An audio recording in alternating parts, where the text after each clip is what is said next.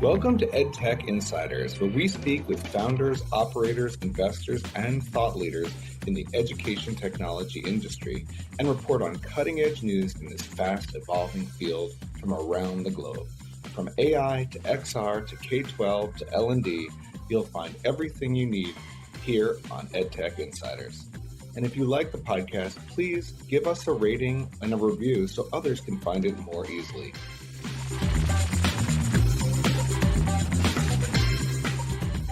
Bodo Hernan is the founder of Dev4X and a co-founder of Knowledge, Knowledge, a generative AI for education. He's a collective intelligence scientist and a serial entrepreneur whose previous startups include an LMS that he sold to Google. Since then, he's been developing a super collective intelligence, an AI-human collaboration engine to rapidly accelerate the rate at which we can learn and innovate. Bodo Hernan, welcome to EdTech Insiders.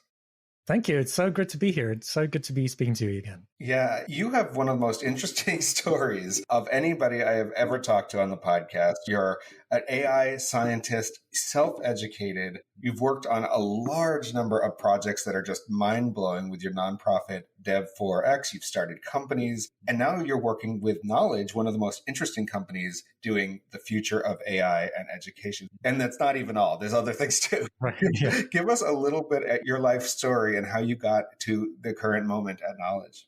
I'll give a brief intro and then maybe a personal story too to kick things off. Okay, so my background is I come from, grew up in Southern Africa. I had a really terrible educational experience. Teachers keep telling me I'm stupid. And I'm stupid because I can't read properly. I can't write properly. Turns out I'm dyslexic, but they didn't know that. But this stuck with me. It stuck with me that I'm stupid, right? I couldn't achieve anything.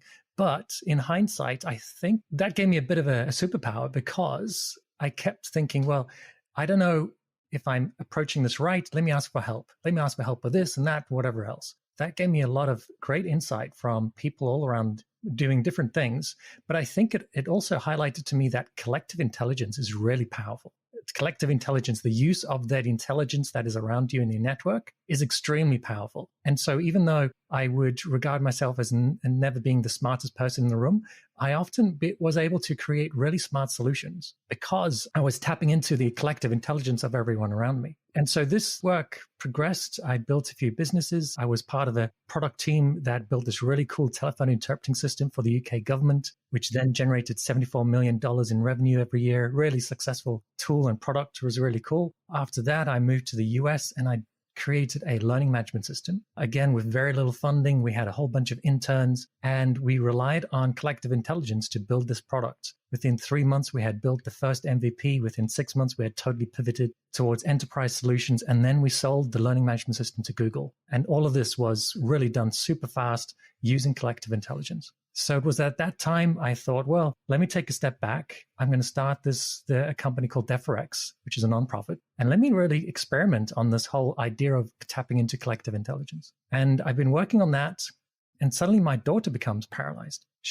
Within just a couple of hours, within 5 hours, she loses the use of her arms. Her left part of the face starts to droop. She's struggling to breathe. She can't use her legs or arms anymore. She can't even speak. And turns out she had this rare polio-like illness. And there was really no chance of recovery. There was very little chance of recovery. So we needed to figure out a solution. And so this just highlights a bit of how I tackle problems and where we're going with the other projects I'm working on. But we needed to figure out a solution. We found out that building a brain-controlled exoskeleton could help a paralyzed person move again. So it was picking up signals from the brain, converting it into electrical signals, and then using those electrical signals to control the exoskeleton. And this way, even though there was damaged motor neuron somewhere in the spine, we could bypass that damaged part of the circuit by using an exoskeleton. But how do we build that? Well, there's no course for how to build it. You can't go and find a course for how to build it. But thankfully, there's a whole bunch of people you can go to figure out small parts of this puzzle. Well, it took us, thanks to the research and projects I've been working on with Dev4X, we had all these little experiments we were working on, and we used those experiments, and it took us just 7 months to build this brain-controlled exoskeleton. And it was such a beautiful story because after building the exoskeleton, which already it blew our doctors' minds away. They thought it was totally impossible, but, but we were able to do it. But what was even more exciting was a few months afterwards, my daughter comes up to my wife and I in the kitchen and we're busy cooking. And she says, Mom and Dad, guess what I can do? And she's not wearing the exoskeleton. And she starts to use her arms as if they were totally fixed. Well, I mean, she had regained about 20-30% of her strength, enough for her to pick up and move her arm, which, I mean, that was that was crazy. But I think it highlighted that, you know what, the stuff that I'm working on is actually pretty useful. We could use it to learn things out of the box that maybe someone has never designed a course for. Well, maybe this is useful. Maybe we can build a business around this. And then we started to look at building, okay, what can we build from this? And yeah, that's the backstory. Quite a backstory. And I'm sorry to hear that. And also amazed to hear that you were able to craft a solution that just sounds incredibly complicated. I imagine it was lots of different people from different disciplines, mechanical engineering and neuroscience, right? To be able to do something like that, it's unbelievable. You said we use this to create a business, and the business is this amazing collective intelligence-based AI engine called Knowledge. That's spelled Knowledge. There are a lot of AI education companies right now. People are starting them left and right, but Knowledge is one of the most high-profile ones. It's really interesting what it does. It's very powerful already, and it's out there. It's out there in the world. It's really about course building. Tell us about how Knowledge works. What did you make from this experience? Sure. So what is a big problem? Just bring back to the story of my daughter. What was the big problem there? Well, one was there was no course for how to build a brain-controlled exoskeleton. And even if there were courses that had some type of information about the things that we needed to learn, we really needed to search, right? There could be this 5-week course, only 1 hour of which would be relevant to us. So that was a challenge. How do we solve that challenge? How can we generate curriculum in real time? Because that's a huge challenge. So we thought about that, and the way that we are building it is to have these 3 separate tools. The first tool is Knowledge AI, which is now released, and tool 2 and 3, which I'll briefly explain, those are going to be released at the middle of 2024. So what are these tools? So tool 1 is Knowledge AI. You can think of it as a tool that can rapidly generate bite-sized e-learning material from any source material. So you can upload a video, audio file, PDF, podcast, website, give it free text. You can copy and paste free text if you want. It will then use that as the ground truth and then generate a whole bunch of interactive educational content from that. This allows us, for example, with my daughter and I, hey, there's this web page that teaches us all about 3D printing. Well, it's difficult to read and it's not really interactive and all the rest of it. But I can throw this web page at it and suddenly comes out with interactive content that makes it easier for me to learn. That's what it is. Knowledge AI at the moment is still version 1, so it's at that embarrassing version 1 stage, but it's already very powerful. So you just throw any documents at it, video, audio, text, and within a few minutes, it'll generate these interactive packages, which are then plug and play ready for any learning management system. So no need to learn any new tools. It just plugs into existing workflow. So I think that's what makes it really powerful.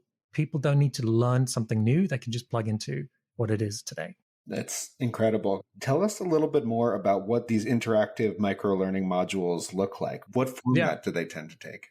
So as I explained, this is still version 1. So what we have today is just the tip of the iceberg. So let's say you upload a PDF document, or let's say you upload a YouTube video. You're teaching American history and you have this 10-minute YouTube video. Usually what happens is you provide this 10-minute YouTube video to your students and that's it. What we do is we ingest that YouTube video. We then, first of all, create a transcript. So now you have a text transcript of that YouTube video, which is easy to search. You can search for keywords. You can search whatever you want. With that transcript, we then also produce a glossary of terms. What are the key ideas that are being mentioned within this video? Let's generate that glossary of terms. But then let's look at the source material to see if there's a definition for that term. And let's use that. If there's insufficient data in the source material, let's generate the definitions too. So now you have the glossary of the terms as well as definitions. Okay. Now, what's up next? Well, next is let's get some quiz questions. Let's generate some quiz questions. So we generate a whole bank of quiz questions, including multiple choice, true and false, fill in the blank, but even drag the word type of quiz questions, interactive quiz questions. So that's that. Now, let's just create a summary too. So we create a summary of what this content is all about.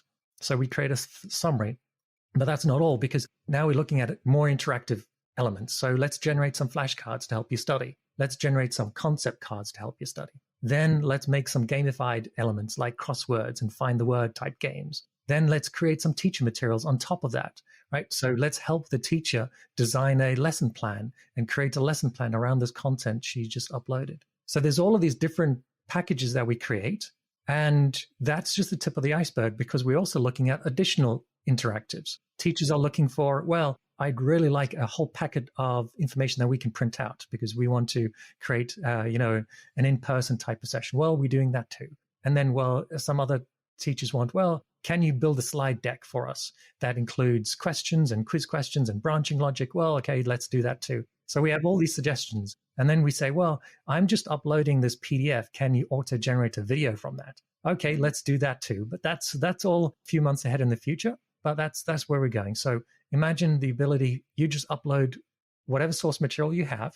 One more point I want to just to share on this is the approach we are using is quite different to a lot of other AI companies in education, where if you know anything about generative AI, you know about the challenge of hallucinations.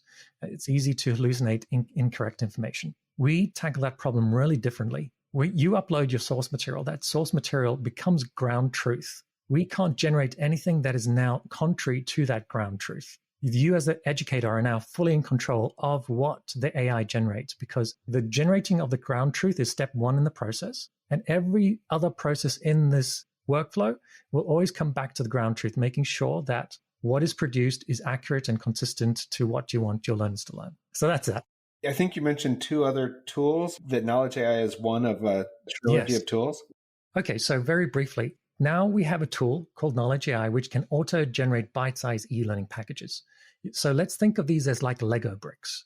Now, what do you do with these Lego bricks? Well, traditional education, what they tend to do is they tend to stack the Lego bricks together, glue them together in these big monolithic packages, and then sell them to students. But that's a big challenge because we no longer know what students need to learn tomorrow. We don't know what problems they need to solve. We don't know what jobs are going to be available. And so us thinking of let's glue together these Lego bricks because we know exactly what students need is no longer something that we should be doing. So instead of gluing them together in these monolithic models, let's keep them separate. But then what do we do with these Lego bricks? So that's where tool 2 comes in. Instead of putting them in these monolithic models, let's map them out to a Google Maps for learning, where every Lego brick is a concept that can be learned, which has an address on this Google Maps for learning. But this isn't a normal map, which is 2 or 3 dimensions. This map is hundreds of thousands of dimensions deep. This allows us to truly represent each Lego brick within the context of all the information around it. What does this allow us to do? Well, it allows us to do, for example, my 5-year-old daughter and I, if we were to look to build a brain-controlled exoskeleton, there's no course for it. But if we were to search this map saying, hey, we want to build a brain-controlled exoskeleton, it can now generate a map of our ignorance. Here are all the Lego bricks that lie between our current understanding, which in our case was 0. We knew nothing about exoskeletons. And here's the goal you want to get to. Well, in between those 2 points, here is your map of ignorance, all the Lego bricks of all the concepts you need to learn between there and your goal. So that's tool 2. Tool 3 is, well, now you have a map of ignorance, which can be dynamically generated on the fly for any learning goal. How do you go through that? Well, we don't want to give you just a recommended path saying, you know what, here's the recommended path through this. We want to facilitate you to explore that map, tapping into your intrinsic motivation, tapping into serendipity, because one of the big challenges, and again, this comes up to my daughter and I, today we're busy working on X. This was a plan, right? X, we need to work on X. However, serendipity comes and life throws you a curveball, and suddenly we're in the position, oh my goodness, we now have the opportunity to speak to this person who happens to be an expert at Y. Now, in the linear plan, we weren't supposed to tackle problem Y until 7 months from now, but we have this opportunity today.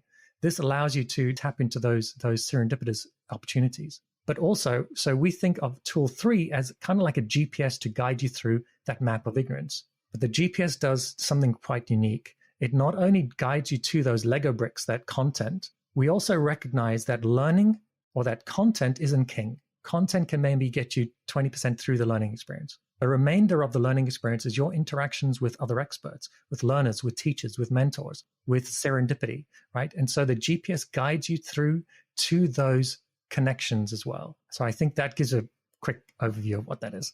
It feels like there's some parallels between the model you're outlining with the sort of many dimensions and using context to piece the different modules together or the bite-sized materials together feels like a sort of macrocosm of machine learning.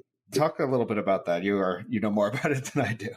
Well, yes. So initially, when we started out mapping, and to be honest, a lot of people have been thinking about, let's create a Google Maps for learning. It's not a new idea. It's a pretty old idea. A lot of people have tried it. A lot of people have done it. And myself, I've done various different prototypes of this. The flaw in many people's thinking was let's structure it the way education is structured today in these flat two-dimensional taxonomies.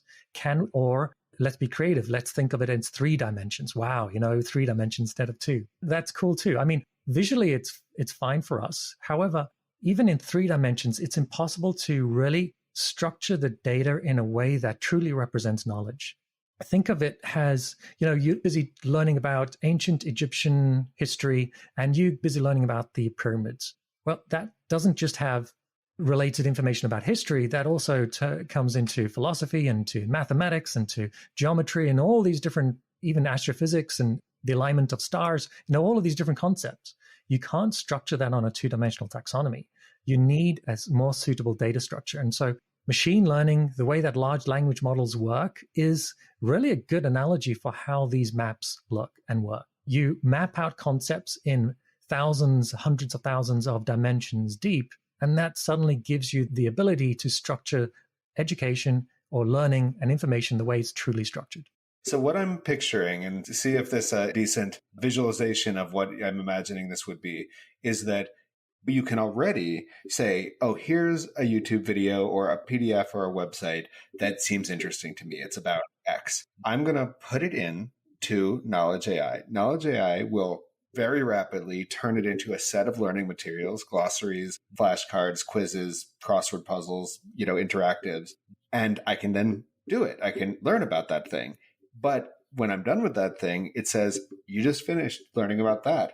There are a whole lot of other things connected to this at various levels of connection, weights, and yes. What do you want to learn next? Where do you want to go with this? Why are you learning this? Are you learning it to meet something new? Are you learning it to master a subject? And it'll recommend or show a lot of options of where to go next. That's where Graph and Protocol will go in 2024. That's not what we have currently. Right. Currently it's still unbelievable. You can put any static materials into audio, video, PDFs, websites, and it will make a course out of it instantaneously. It's pretty incredible. You mentioned in passing that, Knowledge allows you to export its materials into, any LMS. And, one thing that's been really notable about what you've been doing, especially compared to some of the other AI companies that are just sort of getting off the ground, you already have secured partnerships with OpenAI. You already are working within Google Classroom. You're integrated there. I noticed you're there in Instructure's AI app platform, which they're just, launching now. They only have a few partners in there. So this is really interesting. You're obviously a collective knowledge, enthusiast. Tell us about these partnerships and how you've working to integrate knowledge into other EdTech and make it more findable. Yeah, we really think of the tools we're building as being infrastructure. Infrastructure doesn't necessarily need a good brand behind it, really like a brand that everyone knows. We really think of ourselves as infrastructure. And sure, we have a brand and we have a web app, but really the most of the usage can come from these integrations we have with existing players, helping them do their work even better.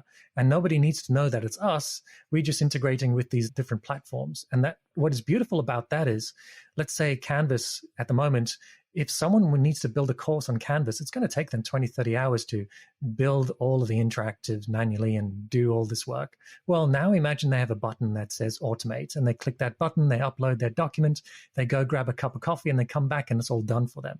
That's the type of value proposition we are offering to these companies, saying, you know what, you keep your platform, we just help you automate and structure that far better.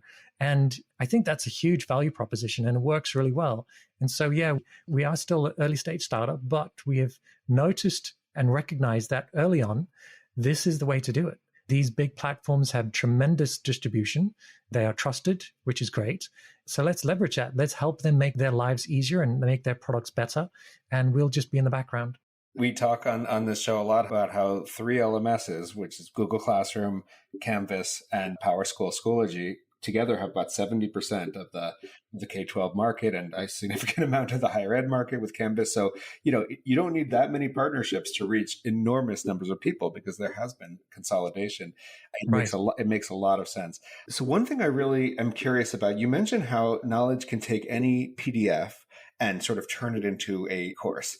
And one aspect of this generative AI that has been really fascinating to me is that you can take knowledge that's been buried in academic journals for Yeah. decades and Yeah. actually find it and pull it out and use it and connect it to other things. I'm curious how you see, obviously an individual could put a PDF in knowledge and get an output, which is Yeah. incredible. But Yeah. is there a potential to put, 10,000 PDFs that are the entire history of the Nature journal Absolutely. into it? Yeah, tell us about that. Yeah. So again, this highlights a bit of a challenge with my daughter and I. We wanted to build this exoskeleton. There wasn't much information out there, but it was buried in these random papers and blog posts and whatever else. Imagine we could crawl the open web and generate packages, bite-sized e-learning packages from all this content that nobody ever is going to read, and then map it out. And then suddenly there's this new pipeline for people to get traffic to their content based on this educational material. I think it's a win-win situation. So we aren't doing that yet, but that is the intention, is let's create a tool that can map out that educational content, creating these Lego bricks that anybody can use. Absolutely. One thing that surprised me, but it was very interesting, is when the Washington Post came out with that article about what were the sources that trained some of these giant models that are basically, the entire internet. The number one source on there was Google Patents. That it was not what I expected, but Wow. Very interesting because it's pulling from patents, which are very detailed, obviously very scientifically and sound and engineering sound and business. In many cases, they're really good business ideas. So that was interesting. And I wonder if that is another incredible corpus of material that you might want to dig through for various reasons if you're looking to do something amazing and new that nobody's ever done before. Well, you bring that story up. So a parallel story, my kids and I, over the summer, we built digital twins as a summer project. So my kids built their own digital twins. I built my own digital twin. Well, one of the use cases I discovered was, well, now my digital twin AI knows everything that I'm working on. So I have this project where I need to file some patents, and I need to validate if what I'm working on is different between what I'm doing and other patents. Well, this is an exercise that could easily take me weeks and weeks and weeks because I need to search for all the patents and then look at the similarities and differences. Instead, I go to my digital twin and I download some relevant patents, I upload them and say, hey, can you list out all the similarities and differences between these patents? And boom, 2 minutes later, well, 20 seconds later, I should say, there it's done. And so what would have taken me at easily 5-6 weeks was done in 20 seconds. And that's crazy. Yeah, there's so much incredible information buried. It's buried. It's there. Yeah. It's accessible, but it's buried. So you mentioned this digital twin in passing, this project of the creation of a digital twin, this sort of AI-based simulacrum doppelganger. Yeah. Tell us, that is a really interesting, I've seen some of the videos you put online about this. Tell us about that project, because it is very intriguing and I think a great example of what students and young people can do with this AI. So I must be honest, I'm totally mind blown as what we were able to achieve in these last 6 weeks. So we couldn't send the kids to summer camp. So we looked at, okay, what else can we do? I thought, well, my kids need to learn about AI. So what better way of learning about AI than to try and build one? So the idea was, well, let's work on a summer project. Let's have the kids figure out if they can build a digital twin of themselves as an AI bot. They'll learn about the difference between long and short-term memory. They'll learn about human feedback within the system. They'll learn about how AIs think through problems.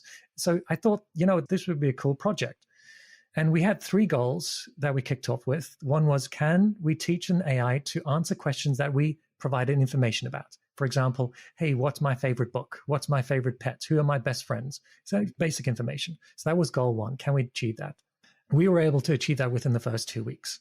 So that was a pretty easy one, but that was goal 1. Goal 2 is, can we ask the AI questions we haven't trained it on, but have it answer the questions as if it was us? So it incorporates the information it knows about us and then makes a suggestion. So for one example is, it knows the books that my son likes. And we ask, okay, you know what books I like, right? Recommend some other books which you think I would like.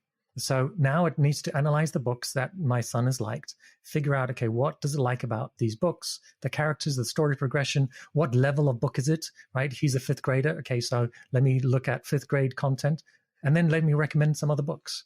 Turns out that the recommendation is brilliant, right? So that was goal 2. Goal 3 was, throughout this process, could we learn more about ourselves? Could we learn about who we are as individuals? This was more of a subjective goal, but could we? And the answer is hell yes. Like, we've learned really deeply about ourselves.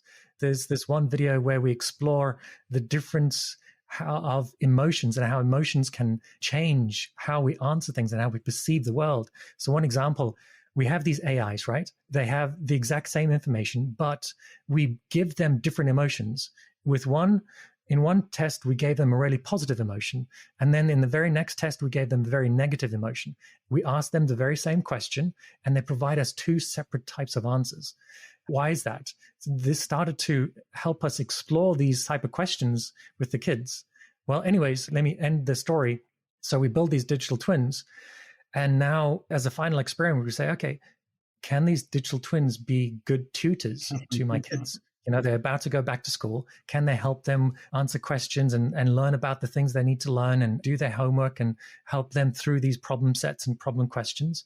Oh my goodness. Are these digital twins able to help so much better than just a generic chatbot? Why? Because the twins know everything about my son.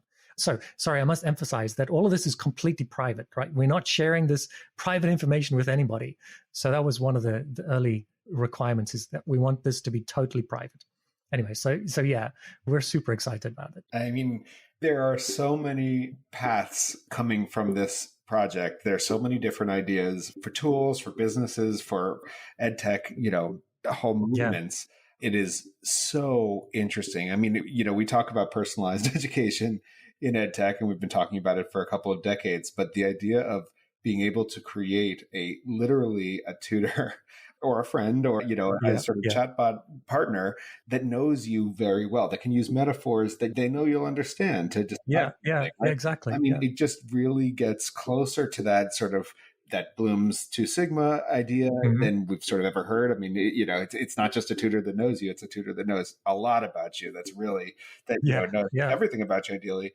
That idea of the emotional filters, learning social and emotional intelligence by. Yeah, absolutely. I mean, there's so many things in there. One thing that I love about what you're doing there, this is just on almost like a publicity level, is that I've been playing with these AI tools since they started. They are mind blowing.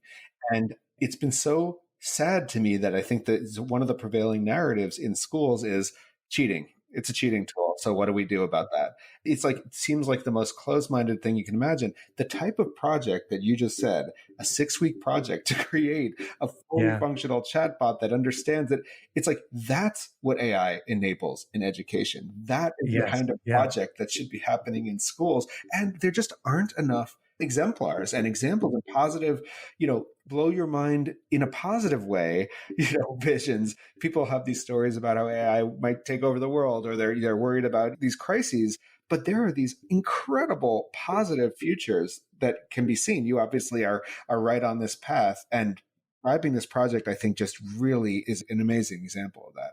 So my kids now want to build a business around this. And I must tell them, my kids are 10 and 12, right? So they're still pretty young, but they want to build a business around this. So throughout my work, I've always been working with a lot of kids in marginalized environments and communities, a lot of them in East Africa, Kenya, Tanzania, Mozambique, and places like that, but also in India and around the world. And they've gotten a lot of friends in these environments, and they know the struggles they have in these environments. And so they came up to me and said, you know what, we now know how to build these twins. We want to teach all kids everywhere how to build one themselves. And I think this is the beauty of it. They're not interested in the financial rewards. This is all going to be nonprofit, open source type projects. But imagine a world where in a year from now, anyone on the planet can build their own digital twin tutor that is super powerful. And the narrative is like, now we have an AI company built by kids for kids that is completely private. No information is being shared to any big tech companies. Like, this is a beautiful narrative. It's a beautiful story.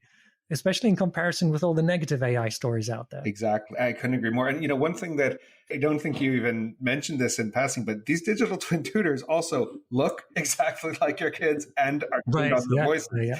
They literally, and they're animated. So it's not, it isn't just a chatbot with a, text. Could you tell us a little bit about that part of it? Yeah. So we recognized really early on that typing is not natural. Chatting, I mean, it may be natural to you and I because we've done it all our lives, but to kids, they communicate through speaking and through visual cues and looking at someone's face and seeing how they react. So really early on, we decided to experiment. Well, let's give them the voice. Let's give them some visual representation. And so we use tools like 11 Labs, which is an amazing AI tool, to generate a synthetic voice of my kids. And then we used various different methods to create a digital avatar of them and then to animate that. And there's lots of tools out there that helps you do that, but it's great. It gives that additional layer of realism to the conversation. Yeah. I mean, you speak to it, it speaks back to you. It's totally wild. We talked to the CEO of Soapbox Labs recently who does voice recognition for children. And he was mentioning something similar, the idea of voice interfaces for AI actually open it up to people who are illiterate, open it to different kinds of languages. It opens up to younger children. It's a really interesting idea. So I want to ask you about sort of speculative, you're obviously already living it, but about the speculative future of this AI world.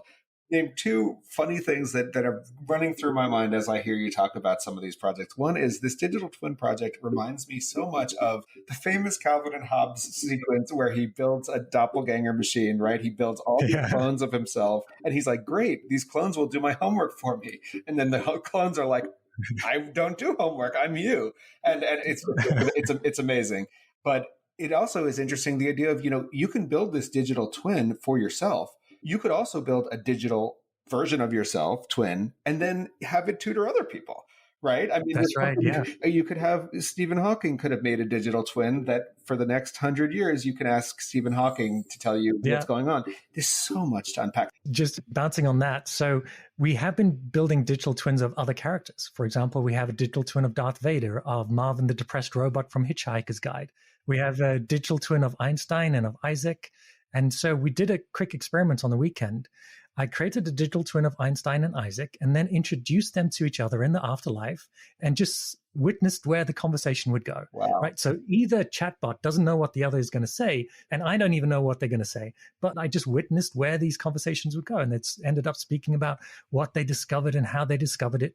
So that is great. So I recorded that. And then I took that video, I pushed it through Knowledge AI, and now it generated a whole course around their conversation.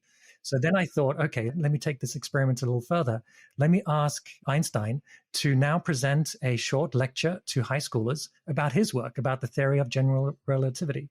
And I just asked him to do that. He provides a lecture, a really solid lecture. And I record that. I, again, push it through to Knowledge AI. Knowledge AI creates a whole lesson from it. Includes the transcript, the quiz questions, all of this. And it was fascinating. So absolutely, yes. The digital twins can be applied to anything, but also think of it as being applied to your company. You can create a digital twin of your company. You can create a digital twin of a product. You can create a digital twin. And this is what my kids are doing. They are creating a digital twin of the 8th grade and 5th grade curricula. Now they can ask that curricula, hey, I'm learning about this. Can you provide me a lecture? Can you help teach this concept to me because I didn't understand it at school? Now their AI can communicate with this other AI and create a lesson from that. So it's like an anthropomorphized, like your character that represents the curriculum or, a corpus of knowledge that you can ask about anything. So interesting. You are a moonshot thinker. You've worked at moonshot work in a lot of different ways. It's pretty obvious, I think, to anybody listening to this that you think in, very what if terms. We are all right at the beginning of our AI and education journey. We're about a year in, less than a year in. Yeah. The generative AI part of it, of course. Tell us a little bit about what you think is coming in the next, 3, 6, 10. What is coming in this world? It's so interesting. I think, we're at an inflection point, but I think it's very similar to what it was like in the early 1900s. So imagine you're in New York City you're in the early 1900s, and everyone, the whole industry, personal transportation industry, is always worried about, okay, what are we going to do with horse manure? How do we create faster horses? How do we train the horses to walk quicker? And what feed can we use them? And how do we make the horse-drawn carriages lighter? The whole industry was focused on this particular problem. And yet there was one or two individuals, Henry Ford is a good example, who thought, well, maybe we don't need faster horses. Maybe we don't need to worry about horse manure in New York City. Let's think about the problem a little differently. Let's build something different. I think we're at that stage. At the moment, if I look at the industry, 99.99% of the educational industry is looking to apply AI to somehow optimize the existing processes. They're trying to figure out what to do with the horse manure. What I'm suggesting is we don't need to worry about the horse manure. We have this educational system which was designed 150 years ago. It's now time to let that go. And we have an opportunity to think radically different about education. Imagine providing a totally personalized learning experience to every student. That wasn't possible 11 months ago. It is possible today. Imagine providing a real-time curriculum as they go. That wasn't possible a few months ago. It is possible today. We can rethink education from the ground up. We can also think about education from the perspective of the learner. What is intrinsically motivating for the learner to learn? It's not literacy and numeracy outside of any context. It's, hey, I want to build a business. I want to become a bicycle mechanic. I want to solve problem X. I want to solve problem Y. I want to do something.